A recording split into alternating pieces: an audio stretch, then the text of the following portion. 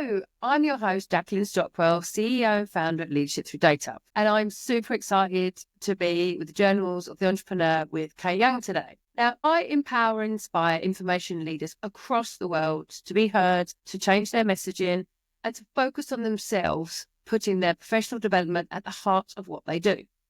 I change the way information management training is delivered globally.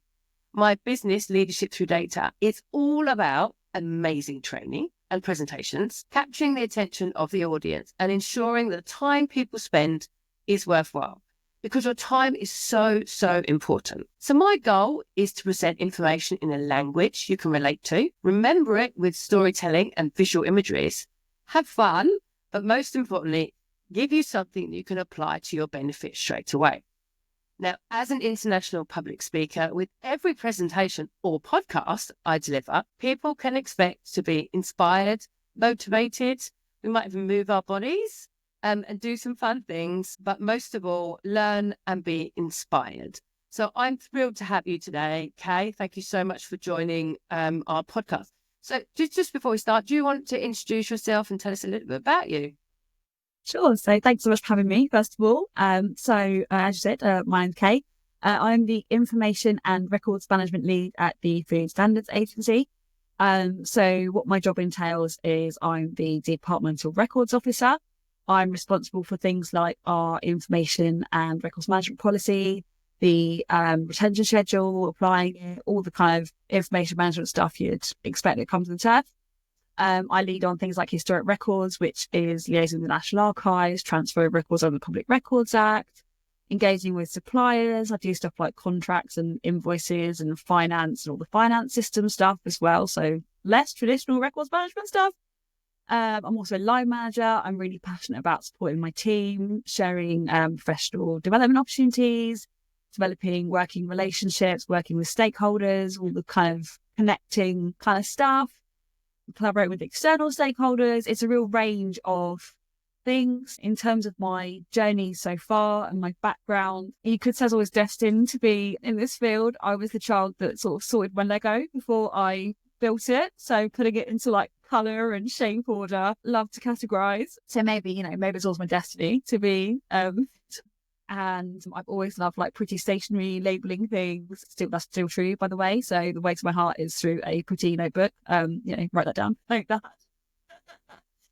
Even one of my first temping jobs was as an archiving assistant with an information management consultancy. So when I was at college, just before I went to university, I didn't realise at the time that I was going to work in the profession, but other people kind of just coming in and just doing it and whatever. And I was just like, oh, this is actually kind of interesting. Then I did things like I did some FOI, I did some data protection, did some information security. I think what I'm doing now is where my strengths really lie. So I kind of made a deliberate choice to not do the different paths. I've tinkered in all the different kind of areas, but I think understanding information flow, working with stakeholders, things like information value, structure, the life cycle. I enjoy that bit. One of my colleagues I used to work with years ago, where we were kind of a two-person information team, we used to say that she did kind of the information security and data protection bit, and I did what we called core records management.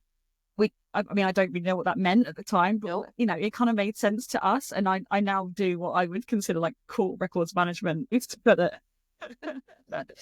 so it's a accident really, but yeah, your job just sounds huge. As everyone else, we have a good saying. You got multiple hats for different various things, so you kind of swap in and out. So do you have a family? Like, what are you outside work? Who are you outside? Outside work. So I'm married and I've got a little girl as well. So I live at home with my husband and my daughter, which is busy in itself, actually. What hobbies do I have? None. No, that's not true either. My part of my hobby is just being a wife and mum, but also I love to sew. When I get time, although my husband does tease me that buying fabric and sewing are different hobbies, and I think he's got a point. I think any sewist would probably agree with me. Any craft person would agree with me that I agree with you. Yeah, different hobbies entirely. So I have a big fabric collection, which sometimes, if I'm lucky, I do get to spend time sewing. So making clothes, or I love making costumes. My daughter, 1 year for World Book Day, also for Halloween, I made her a dragon costume, so like wings and a mask and a massive tail. That was so much fun to make. So that's great. What else do I do? I like reading. I love to just sort of get lost in a book. I like reading sci-fi and fantasy and that kind of stuff. I also like period dramas as well, though. So I like more TV. I like more books. So really, really varied stuff. Bridgerton? Did you like Bridgerton? Do you know what? I haven't actually watched Bridgerton. We don't have Netflix, so this is it. We have so many different subscriptions. We're like, oh, we don't need Netflix as well. So yeah, there's a few things. We're like, have you seen this? I'm like, it's on Netflix, and no, I have not. They're all in books. Yeah, I might have to read the books. I've been recommended it before, so I think I might have to finally just like, okay, I'm working my way through a particularly sci-fi series at the moment, which is kind of almost doesn't make sense, which I actually quite enjoy, but you're kind of reading it and you're like, right, I'm just going to take blind faith in this and just, sure, okay. It doesn't make sense about 20% of the book, and then you suddenly go, oh, okay. So I quite like reading like that. It's just like, yeah, sure, fine, whatever. So, given all of those skills and sewing as well, I do sewing, so I know about the fabric selection as well and the sewing machine. So I feel you there. How do you manage both your work and your personal demands? So I feel like balancing everything is always a work in progress. Sometimes I feel like I'm in no situation to give any advice about how on earth do you balance all of this. I'm really fortunate that I work in an organisation that has excellent policies to support staff. I would say that first of all. So I really feel for people when they say, oh, I work in this place where you have to go in or you have to do this. My heart honestly goes out for them. I have a great team. They help massively. So I work remotely. I've got a home working contract, so I can be in my home office all the time. We can go in as well. Like, you know, we've got the opportunity to go in and see people and have team days and all that kind of thing, which is great. But as a parent, obviously I split the school runs with my husband. He works shifts, which is sometimes helpful, sometimes challenging, depending on where they fall. Because of flexible working, I can start a bit later or I can come in a bit earlier. I can, if I need to, work in the evening, but I really rarely do that because I'm really sort of strict with myself about hours. Like my time is my time, work time is work time. I'm fortunate that I've got a home office that's actually a garden office, so I can close the door on work, which I think is really important. I think you have to be really good at leaving work. I'm lucky that I don't have kind of out of hours work. There's not really such thing as a records management emergency. It's not like things like security where, I don't know, if we get some kind of cyber attack, suddenly it's tools down, oh my goodness, we have to deal with it. I mean, a record management emergency might be like, oh no, we destroyed something. I'm like, well, it's gone. Like, I can deal with it today. I can deal with it tomorrow. Do you know what I mean? Like, what could happen? It's gone. Oh well. I mean, not oh well, it's bad, but you know, it's gone already. Like, what can I do? So the rest suddenly flipping. There's not really anything that is so timely that you can be like, you know what, the same reaction, I can do it tomorrow when I'm fresh. It's so rare there's anything that happens. You're like, I must deal with this now. Again, because I'm not anything like the DPO, I don't deal with data protection stuff. Again, it's really rare that I'm kind of dragged into anything where it's like, we must deal with this second. So I'm really fortunate. And also because I'm in a management role, I think I have to lead the example and be like, we can put this down, we can log out, we can be mindful, just stop. It's always baffled me. Even when I was in a junior role, there'd be people who'd be like, oh, I stayed till 6 last night, I stayed till 6:30. I'm like, why are we bragging? Like, are you the most inefficient person in the building? Like, what are we measuring? That's not a good thing that you're working so many hours. Like, if you're working late, does that mean we don't have enough resource? Like, what are we measuring? So I think trying to be mindful of that and thinking about other people and sharing the load and stuff is important to support each other. At the same time, like, go home, you know. Yeah, I agree. And I think you picked up some really good points about being organised, but also about time priorities. So if you're working extra hours, why are you doing that? You're not being as productive during the day because you've not sort of prioritised your time enough. But yeah, no, I think it's some really kind of valuable points. So you said, so I'm going to kind of take you on to a next kind of question. You said that you manage a team. So what your biggest kind of, it doesn't have in this role or other roles you had before, but what the biggest challenges have you faced as a leader? That is a tricky one. I think sometimes it's difficult when your values don't align. So if you find that you just kind of are very different from people that you line manage. So I appreciate line managing and leadership are different. But I think when I was very first starting out as a line manager and it was new, if you don't have a good manager yourself or a good mentor to sort of show you how to be a leader and how to be a line manager, that can be very hard because it is a complete shift change from just being sort of a member of staff doing a thing to being a line manager. You have to have completely different skill sets. And you can be the most sort of kind-hearted person in the world and want to support people and want to get on, but it's not the same as being someone's colleague, and that's difficult. It's also difficult if you find yourself in a situation where you are someone's colleague and then you are suddenly their line manager and the relationship changes. I've been in that situation before, and if you have to be in that situation and then you have to go down a route where things are more difficult, shall we say, and you have to find yourself doing performance management, that's very hard. Because they're kind of like, oh, I thought you were my friend. I thought we didn't. It's like, I'm not your friend, but there's some things that need to change, and I'm trying to work with you to support you. Like, this isn't kind of an attack. It's not always seen that way, and I think it's also quite hard sometimes being in that role if you are younger or if you are female. The risk of sort of stereotyping or anything. I found that because it was earlier in my career that sometimes people don't always take you seriously or people don't always respect you, and it can be really hard if you don't have backing. You kind of find yourself being like, well, do I need to kind of go find a grown up to make you listen? And you're like, no, I'm the grown up here. Like, I am in a position of authority. And with all the training in the world, you kind of just come to a point where sometimes people don't want to listen or sometimes people don't want to take you seriously. And sometimes it just needs to come with experience. I've been a manager in a leadership role for a longer time now, and you kind of just almost need to have the painful experiences and the difficult experiences to learn that. And it's horrible, but I think sometimes that is the way it goes. And you can reflect on them and you can think, actually, I did make the right decisions at the time, or I did everything I could at the time, or what have you. And try not to take things to heart too much. At the end of the day, we're all grown ups in a working environment and you can't know how people are going to behave and react. Excuse me. Yeah. And it's a hard one, isn't it? Because like if you're in a situation where you're not being inspired by your direct line manager, kind of what do you do? And I think there's that element of like professional development, actually being curious around what actually should that role look like. And then, as you've said, you go and read books or like provide that sort of additional education to yourself to think, actually, this is the person that I want to be, and I don't want to lose that identity trying to copycat somebody else in their kind of leadership role. So I think you've kind of raised some good points there. So how do you motivate and inspire your team? So for me, I think communication is really important, and that's definitely a two-way street. So making sure that for me as the manager, I share updates, I share what's going on, I try and be as transparent as I can.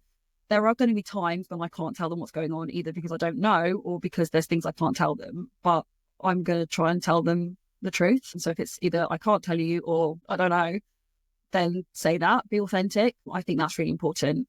And likewise, communication means listening as well. So a lot of the time, I think people in leadership role can be reluctant to hear what people have to say, especially if it's a difficult thing to hear. But that's so valuable because you need the feedback loop. I think you need to be prepared to hear all kinds of feedback, whether it's positive feedback that makes you feel great about yourself, or if it's things that are a bit harder to receive, because you don't grow if you don't have feedback. So I think that's really important. So that's probably my top tips. I probably talk for ages about all the things I want to say about leadership, but my main takeaway probably is sort of, be authentic and communicate. Yeah, and actively listen. And I think you got some great points, because we all talk about active listening, and you can active listen and all the nods and the sort of behaviours and the signs, but you're thinking in your head, actually, what am I going to say next? So it's actually taking that pause and actively listening as well there. And I love the fact that you used grow by mistake. So the growth mindset instead of being fixed and sort of being very sort of set in your own ways, actually growing yourself and taking that feedback and thinking, actually, I can grow myself further, just like a flower grows from a seed. I love the bit of growth mindset. So I know you've kind of been working on Microsoft 365. So do you want to tell me anything about how you've led the project, or share any stories or any mistakes? Sure. So what's it been like for us? So one of the main pieces of work that I led on was we migrated from an old EDRMS. And I would say working with Microsoft 365 has not been like any other EDRMS project I've ever worked on. Probably because Microsoft 365 is not an EDRMS. That's a thing. Big thing. It's a thing. So we had to think about it in a completely different way. So obviously your records management principles are the same. You still need your framework. You need to have your policies in place. You need a sensible structure. All the usual things as a record manager approach it, go, right, I need to have these things in place. It's not going to be a traditional file plan. You're not going to have your, your layout down the left-hand side that you can expand out and have all your folders and, nearly every DRMS has, right? And I think that's quite a shock for some people. There were certainly a few people that were like, where's my file plan gone? It's not there. That's a shock for some people. You need to understand how you're going to manage your information lifecycle and all that kind of thing. But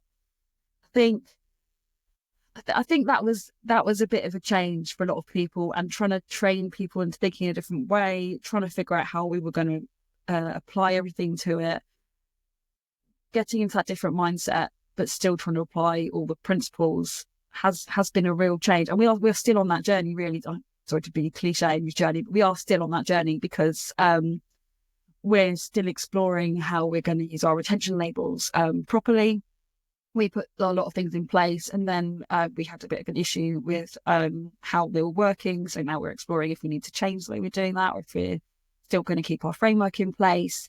So that's been a challenge in itself. Is it working? Do we need to review it? It's constant review. For me personally, one of the biggest challenges is just kind of the technical side of things, where Microsoft will change things and buttons move, or the way something behaves changes, and it's kind of like the ground is moving under your feet all the time. So you're trying to provide training, or you're trying to help your users and support them, because the technical stuff isn't their day job, so they're just trying to get on with their lives and do their work and save the documents.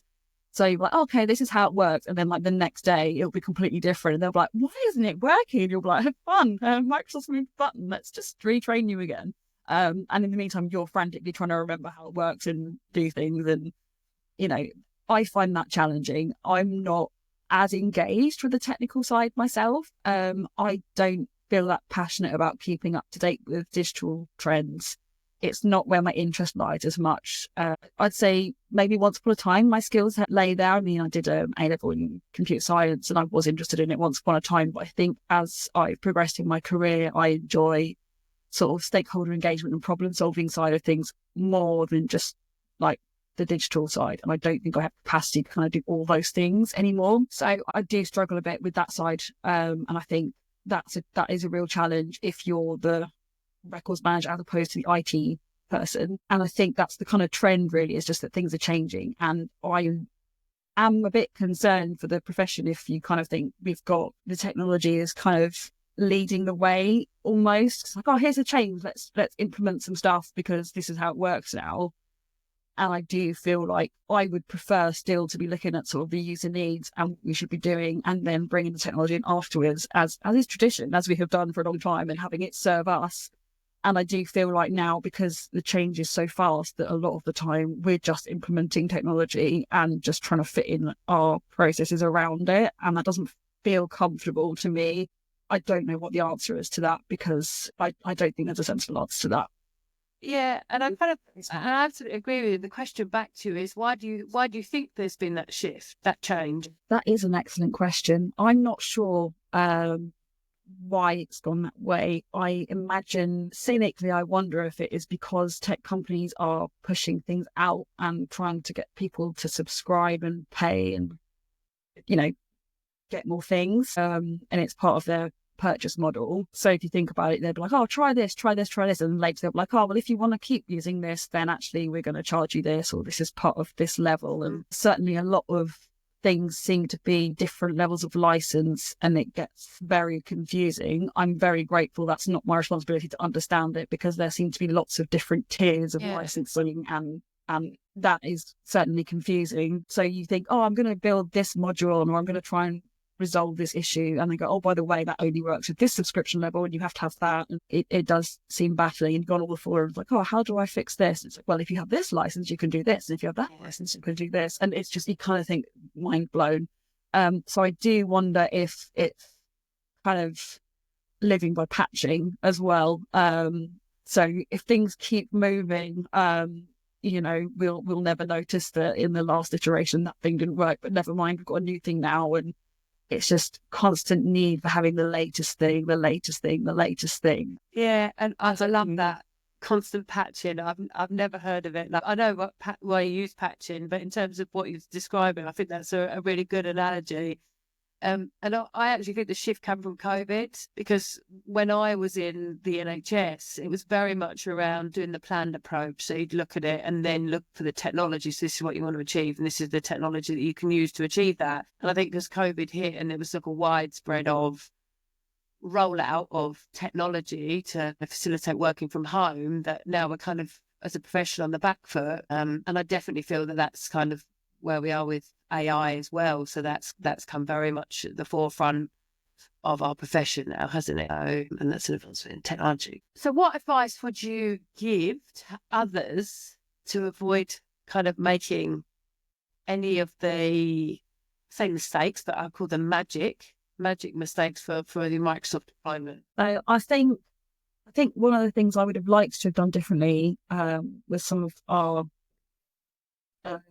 implementation is to have done things a bit more slowly. I appreciate people don't always have that opportunity, but certainly when we did our migration, we were on a bit of a burning platform with our old DRMS. So we moved things across and we were in a bit of a hurry to move, which meant that we were in a situation where we had some people using Teams already and had sites. Some people didn't. Some people were using a mixture. That was a joy. So we kind of created what we called record center sites, just so we could identify them by putting like an RC at the front of the title, which was basically a lift and shift from our old DRMS. Then we had some people that just kind of kept their existing team sites in whatever state they had made them. It wasn't really an intentional design. It was just sort of a let's do the best we can. With more time and resource, I would have loved to have built a more intentional architecture, talked to teams properly, merged their old sites and the new sites, just, done it with more intent, because I think we would have made it tidier. We are now in a situation where we've got quite a lot of site sprawl, which we're trying to fix. And it's difficult because we are a team of two and we've got a large organisation, and there's not much desire to do anything about it because it's not working, but it's not working. So it's like, oh, we can kind of just cope.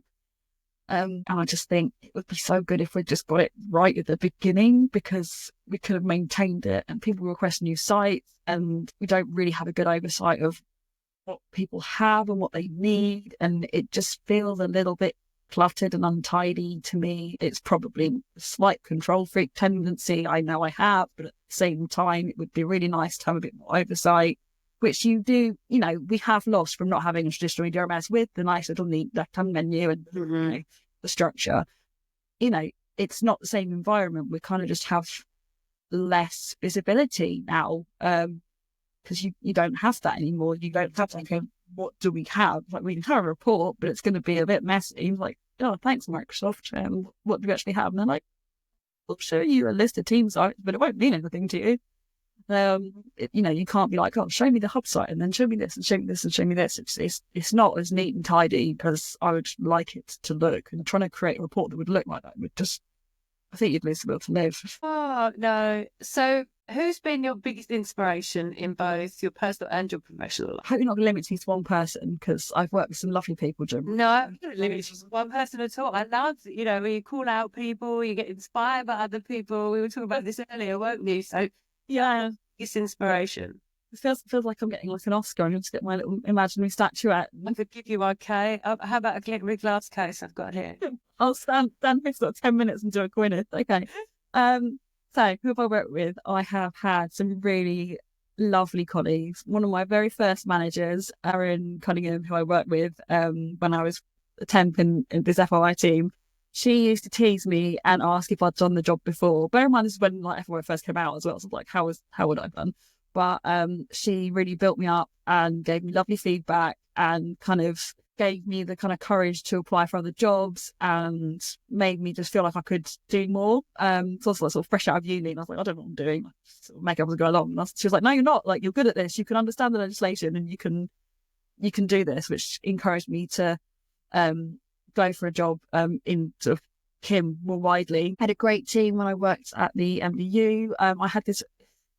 I had this just dreadful state where there were just paper files everywhere and they were all disorganized and I had to try and sort them. So I was like, right, I'm going to come in at weekends and move these files, like, literally shift them. And people pitched in.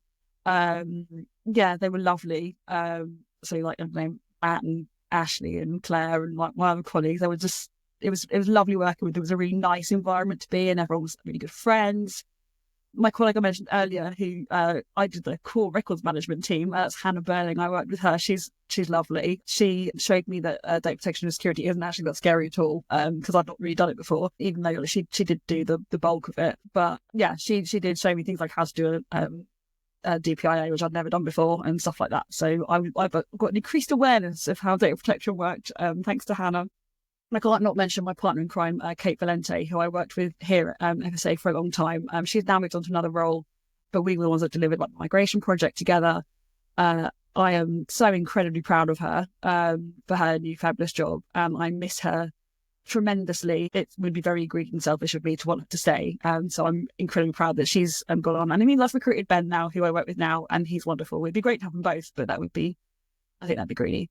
And of course, people who know me, I'm probably surprised I haven't mentioned my dad yet, because my dad worked in this field for a very long time and was one of the founding members of the Records Management Society, which is now IRMS. So John Wilson, my dad, a big credit for being an amazing dad and an amazing records manager. And he introduced me to loads of people at my first IRMS conference. He has been a great sounding board for ideas as well. And actually, we worked together once because he was a consultant at an organisation where I was working. So that was fun too. We may well be the first record management dynasty. I don't know if there's any others out there. So tons of other people. It's really important just to have those nuggets, because you kind of articulated each role you've been into and how like right at the start that somebody inspired you, gave you the courage to go on, and then you've then created your own journey, and then you've started to, whilst your explanation is to actually lead and inspire and develop. So she's now gone on somewhere else. So it's like succession plan. So that was beautifully articulated. That's why I love that question, because you just delivered it so well. I just think it's amazing. Thank you. And the fact that your dad is good old family business. I love family business. So I just think that's brilliant. So if you could go back and change one thing, would there be anything you'd change? See, this is a hard question because I don't know. Because on the one hand, there's been some things that have been brutal that you just think, oh my goodness, I can't believe I did blah, blah, blah.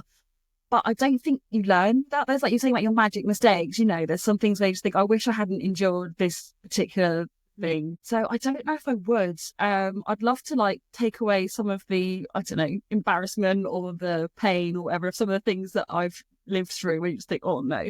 But I don't think I'd be where I am now. And I'm grateful for where I am now because I'm in a job that I enjoy. I've got some great colleagues. I've had some really great opportunities. And I wouldn't swap those, even if I kind of went in knowing with the hindsight that I would have to relive some of those moments. I've had some really wonderful experiences too.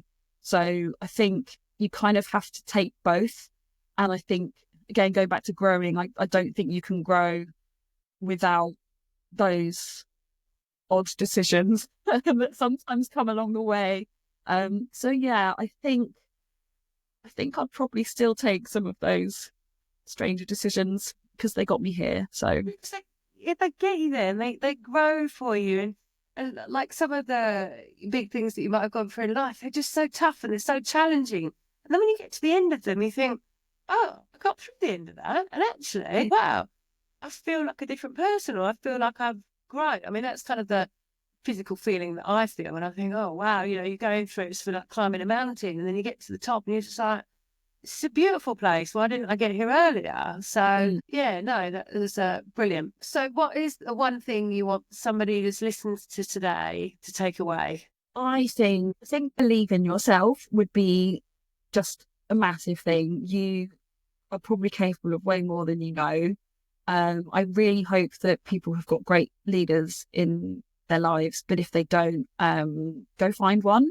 There's loads of people you can connect with. The community as a whole is full of lovely people, full of really friendly, encouraging people. So if you're not fortunate enough to have one directly in your grasp, go out and find some lovely people, and believe in yourself, and find some other people who can support you and believe in you, because it's, we need some more people in the profession to keep it going. I'm a full believer of I love the profession I work in, and I want more people to continue it, because we won't all be here forever, but the records might be. There will still always be records management, and we will need people to carry it on.